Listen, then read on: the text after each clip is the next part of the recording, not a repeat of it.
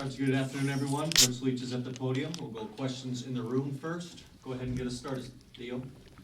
Did you have a chance to go back and look at the play where it's looking at Portergust and may have kind of targeted Gardner and right there? Yes, I did. Do you have any thoughts on it? Do you wish you could retroactively punish a player for something like that? Well, I'm not allowed to comment on it, but I'll tell you the guy that can.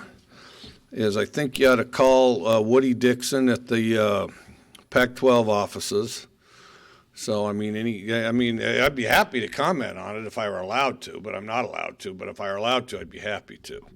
But since I'm not allowed to, I suggest you call Woody Dixon at the conference office, and I'm sure he's got a telephone number. I'm sure he's got an email, and and anything we do in this conference. Player safety should be the forefront of our concerns. So, did it seem at all like Gardner may have been shaken up after that play? The rest of his drive, or did you sense that? Not necessarily. Maybe. I mean, it's obviously was a lot of things, but I'm allowed to say it was a big hit. And then on the 3rd and 6, was there any miscommunication on the offensive line as far as what play they should be blocking for? On which one? The 3rd and 6 before the block field goal.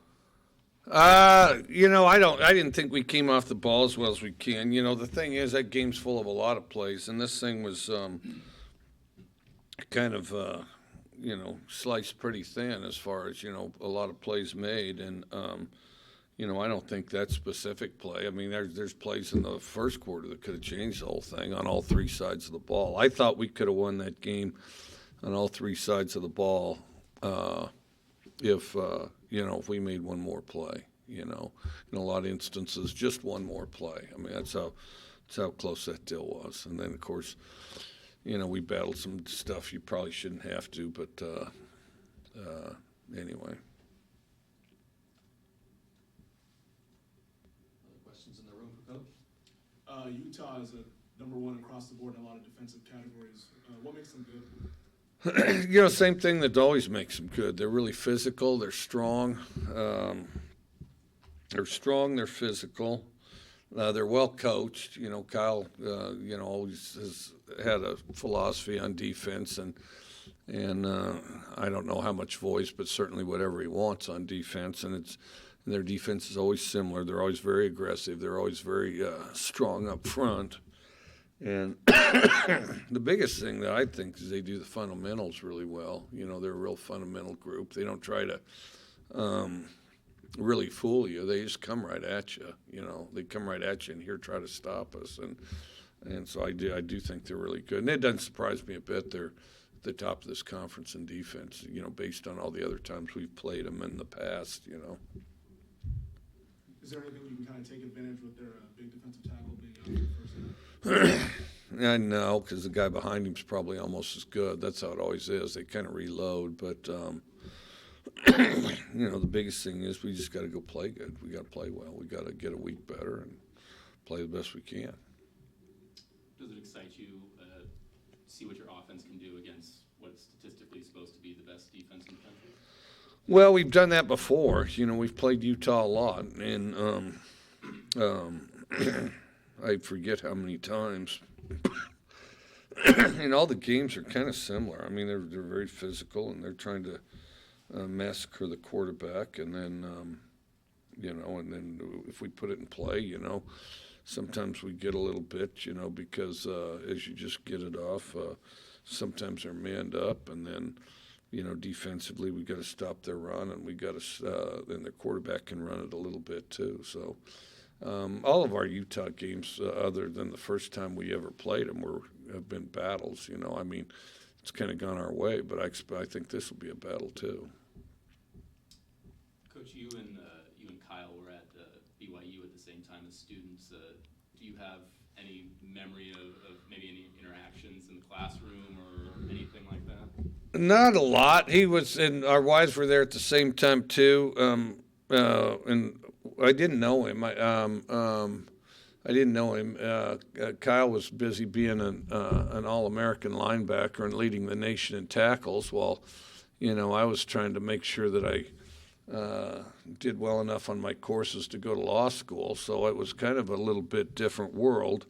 And then, of course, his dad, Fred, was the defensive coordinator, and one of the most steely, intimidating guys on earth, I mean, you'd walk on campus and Lavelle Edwards would say hi to everybody. And, Fred just scared you.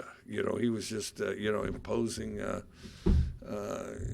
just looked like, and looked in, from what I hear, was one of the toughest guys on earth. And then there's Kyle. So you just, by association, you tried to stay away from him too. And so did most of the teams that BYU played, except for he managed to lead the country in tackles. But he's a good guy, sharp guy, knows about defense, and does a good job. Do you remember like going to games and watching him play and stuff like that? Oh yeah. He did a good job. He was like one of the top defensive players out there. Is it kind of cool for you that relatively for two guys as students in pretty opposite worlds can kind of end up at both as head coaches in relatively the same world? We've got to know each other pretty fast because both of our wives have a lot in common, because even though we didn't know each other there's 28,000 students, but, we knew all the places, all the locations, and had very similar experiences. Yeah. Questions in the room? Mike, how do you assess your defense in that game Friday? Yeah, I thought we did some good things. We'd get 3 and out, or else then we'd let them have explosives. We'd let them off the hook with explosives. We've got to do better, with regard to our technique on some of the pass interference things, I think. And then I think that it was kind of feast or famine. We'd either stuff them or they'd get a big play, and the biggest thing, we have to mitigate the big plays. What were your thoughts on Gardner and Aesop on that scramble TD? I thought it was good. I thought it was very good. Well, first of all, you scramble, you design kind of the landmarks you want them to go, which I thought Aesop did a very good job of, because that's exactly, where he's supposed to be. I tried to get in front of his hand. Gardner did a good job. As the scramble, I understand. The one thing he did impressive was he kind of made a guy miss, just there on the edge, and then hit Aesop, So, I think scramble plays need to be viewed as an opportunity. I mean, you don't necessarily plan for them, but when you scramble, you should convert your routes, and if you're in the right place, you can get some big plays. Is there anything you can tell Gardner when it comes to the number of batted passes at the line of scrimmage? Anything you can tell him about that? Yeah, you just got to try to throw in lanes. I mean, USC's tall and did a good job getting their hands on the ball. And then, you got to try to throw in lanes instead of over people. But, and then I thought it was better the second half, once a few cycled through. So. You guys haven't drawn many PI calls the first 3 games. Were there things that you guys have been doing that you kind of got away with that you didn't get away with on Friday necessarily?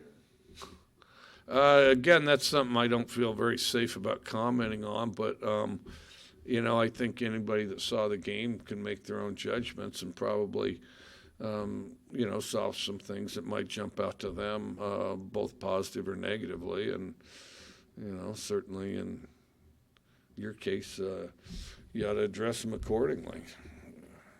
You got to speak for those of us that can't. You guys are averaging 9 penalties per game right now. Is that something that's concerning to you, or do you think that's going to work itself out? I always gauge it by how many.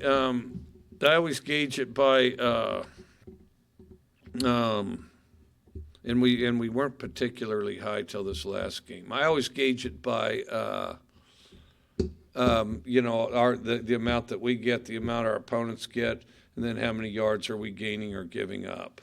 And right now I think we're at like 30, which is decent, I mean, it's like because our opponents get penalized a certain amount too. And part of it, I think, is because the play, it's more open play and they can see it better, you know.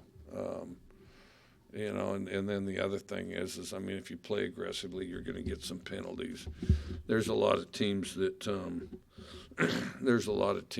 last in their league that don't have a lot of penalties, and they say, well, at least we're real disciplined. We led the league in least penalties. Well, that's not always the case. A lot of times it's because you weren't aggressive enough to get in position to get a penalty, you know, and so.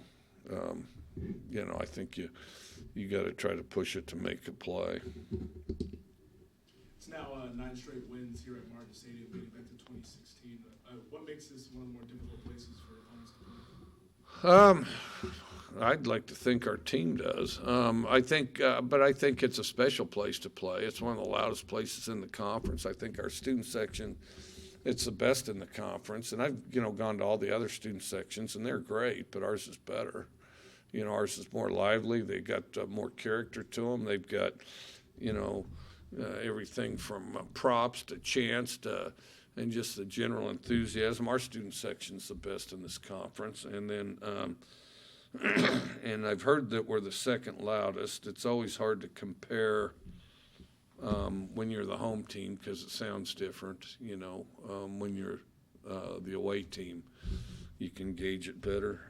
But based on, my colleagues and others, I mean, they say we're the second loudest, so I believe them. And then I think that the logistics of getting here, which really aren't very hard, but I think, depending where they stay and whatnot, I don't know. But we're always excited, and this is, the other thing about it is this is a college town. This whole town, people come here a couple days in advance.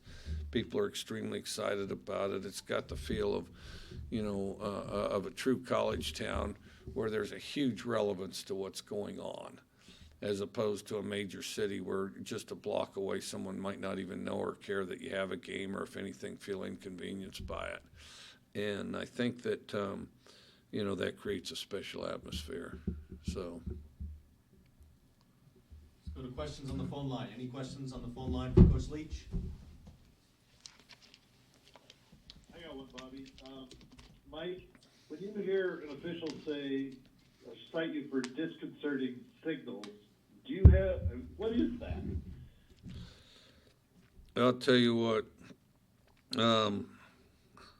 I respectfully decline to comment on the grounds that I may be incriminated and get a $10,000 fine.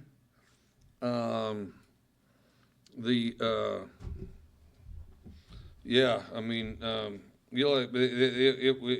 was so mixed. I can't entirely say what their position was because it varied a little bit. But as far as any specifics beyond that, you'll have to call them and ask them.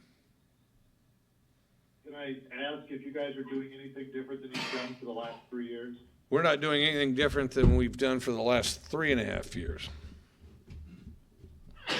Nothing different whatsoever. And nothing different than a lot of other teams are doing, too. And nothing different than we are subjected to occasionally, or, by our opponents, depending.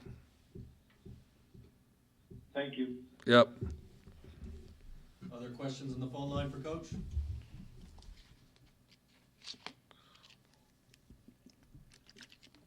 Okay, and back in the room? Can you talk about the play from your O-line this first 4 games? I think they played good. Actually, I think the O-line played good this last game in particular because they're a big physical group that they went against. And, and I thought they did a good job. The other thing, I think they continue to get better. I mean, they're continuing to get better, and they're a young group and continuing to get better. So I don't even think we've hit our upside yet. So I thought with regard to our team they played better than some of the other positions. We got to keep getting better. We got a ways to go, but I do think they're coming along. Who won the bone? We don't give the bone if we lose. So, no, you got to win. Yeah. You guys went to Travell in the punt return game for kind of the first time this year. Do you see Kyle and Travell kind of flipping that spot? Yeah, maybe.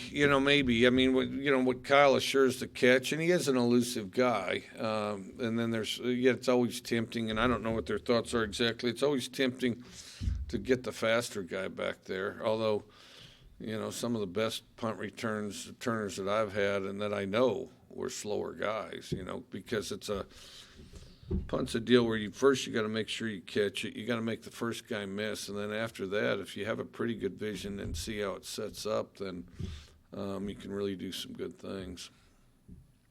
It's not always a fast. I think kickoff. Kickoff, I think, serves the faster guy better. Not all punt returners are necessarily the top end speed guys, but we'll see. And of course Travell, does a good job with the ball in his hands.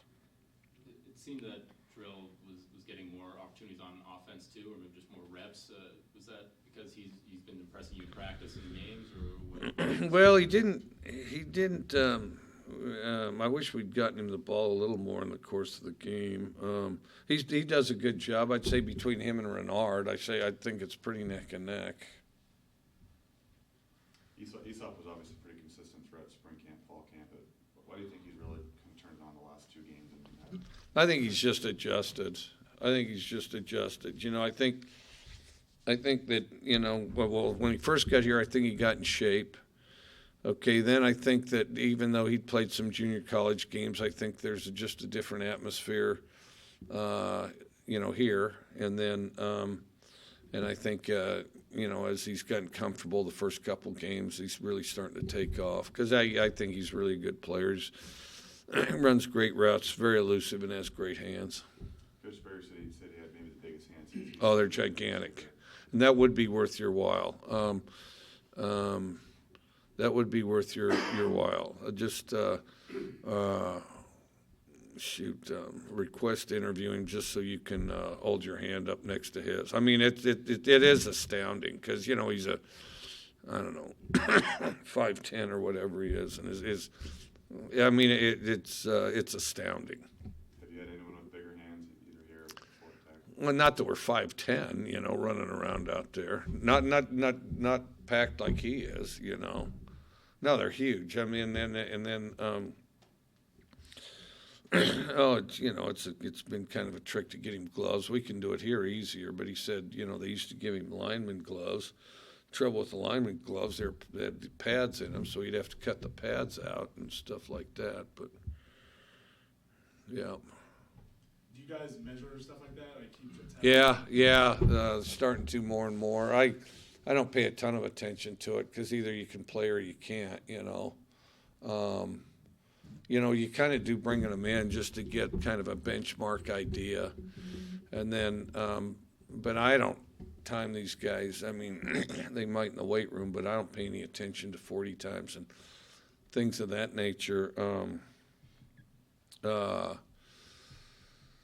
Once a guy's playing and things like that, I mean, okay, so this guy's faster than that guy. Yeah, but this guy's better.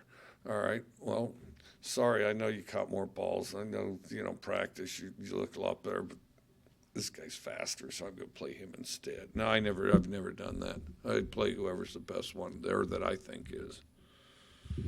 Just for reference, do you have a measurement on Aesop's hand size? Not that I can recall. We do, I believe. I do think we do. I think we definitely do, and I don't know what it is. And I've heard, too. And then, it's one of these things, And then, there's somebody here could tell you. I imagine it's in a file. Tyson would know.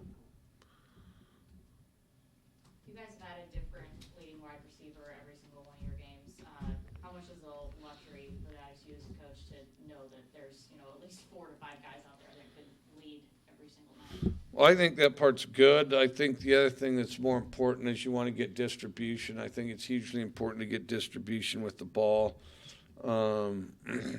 And we want all the skill positions to touch it. And so hopefully we're doing a good job of that. I haven't added up, the numbers per position recently, so we do it by position, not necessarily individual, like how many did the X's catch, how many did the Y's catch in the Z's, and so it goes. But hopefully we're getting good distribution.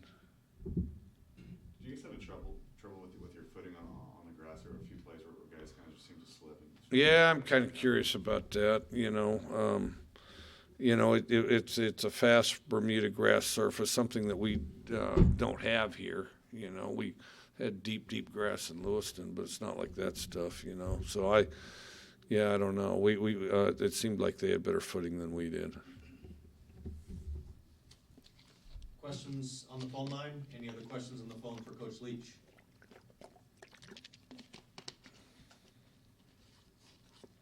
Okay, back in the room. Is there any factor or impact playing a team that's coming off a bye, or is that something that we just kind of make too big of a deal of? I don't know. I think it can affect things. I don't know which direction. And when our teams have had byes, I've been able to make the argument for both extremes. Sometimes you get out of your rhythm, and other times you're well rested, and it helps. So I don't know. And probably most of the time it's somewhere in between. It's difficult to say. I do think, though, that when it comes to a group of people, I think mentality bounces around a little bit. Groups tend to sort of think together a little bit.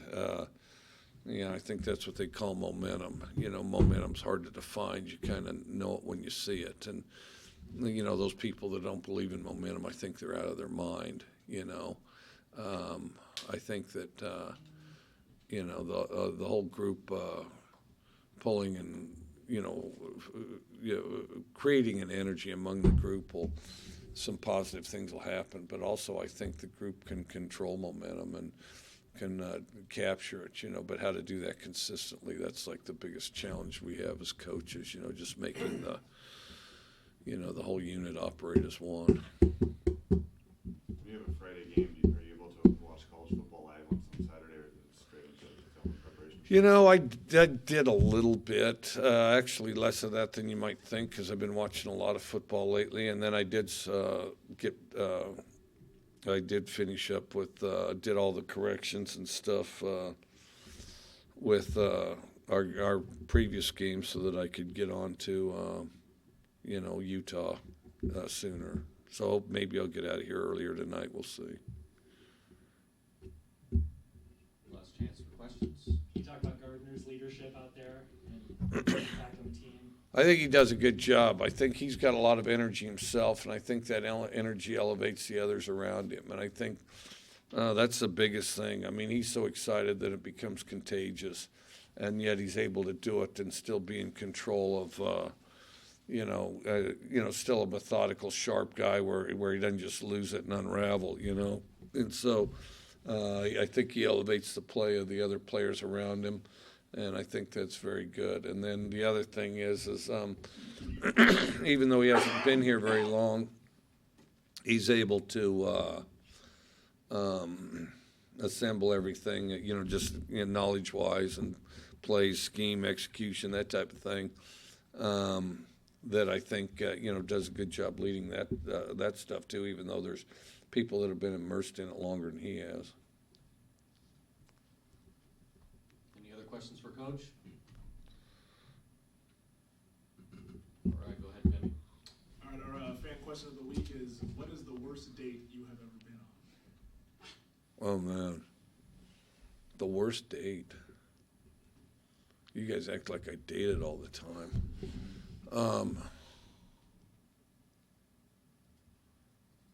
Yeah, I must say. God, yeah, I'll tell you what.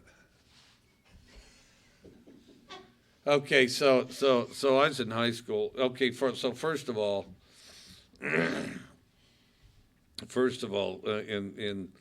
this young lady was a fantastic young lady. We just didn't have anything in common. We honestly had nothing in common.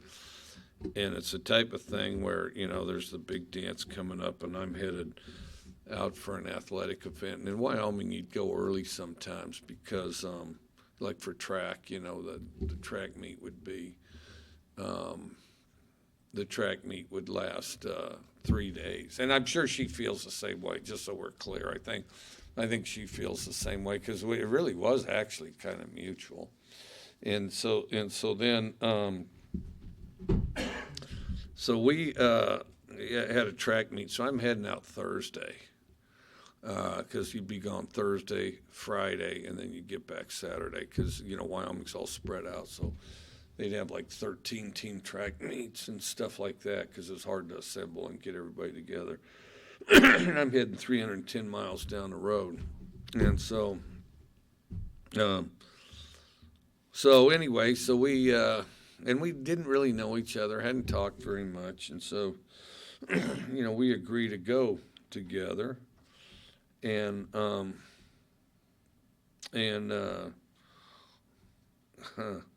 so we agreed to go.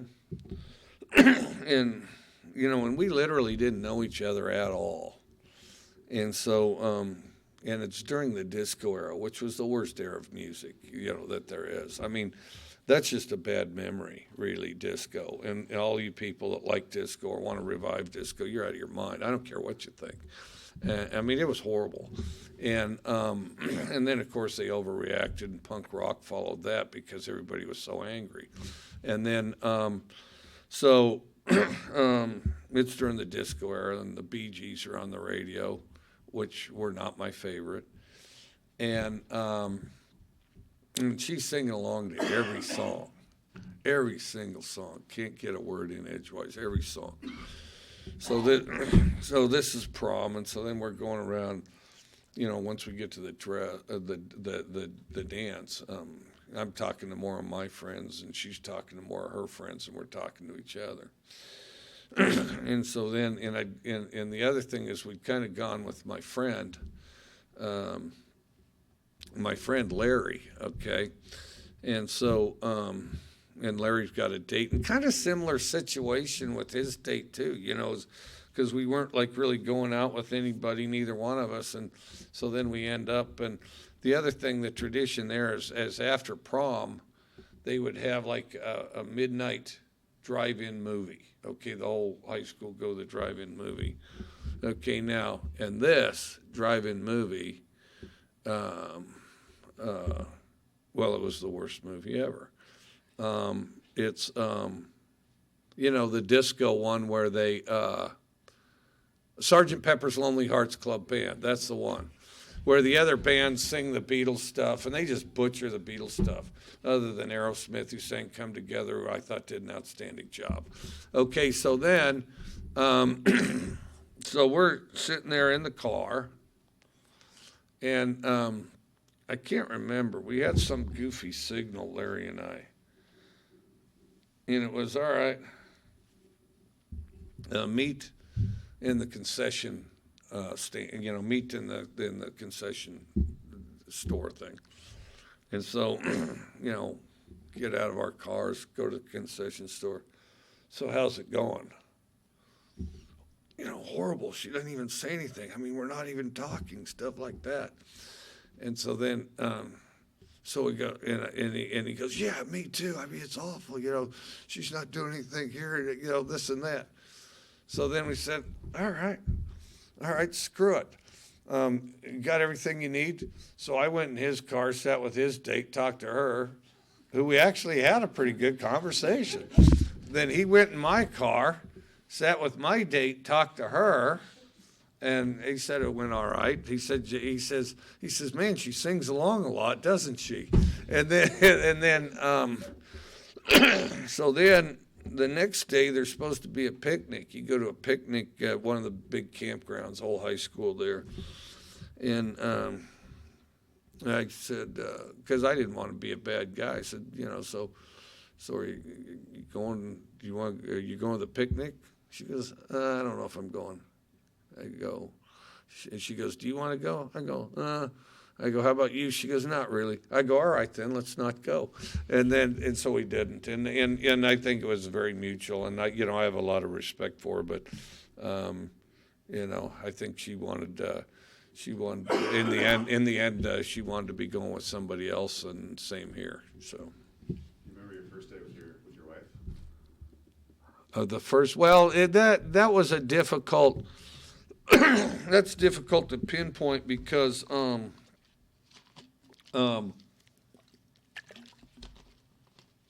that's a little more difficult to pinpoint because her sister married one of my former roommates, but I'd never met her. Then I moved to a different apartment, and then it turns out, and then she introduced herself to me.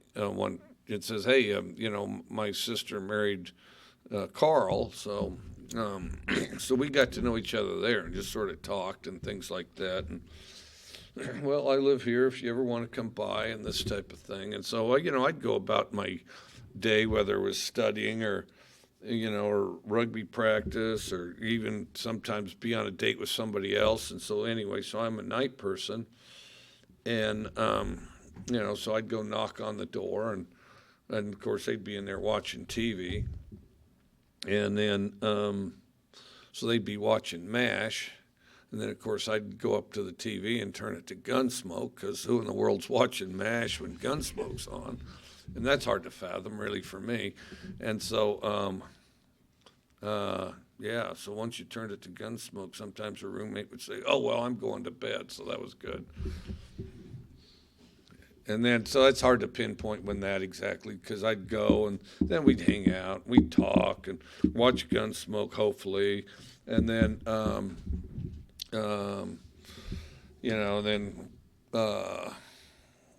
just kind of from there, it just evolved towards, hey, I'm hungry. You want to go get something to eat? And then, so it wasn't really like some official first date thing. It just sort of elevated. You guys good with Coach? All right. All right, Coach. thanks.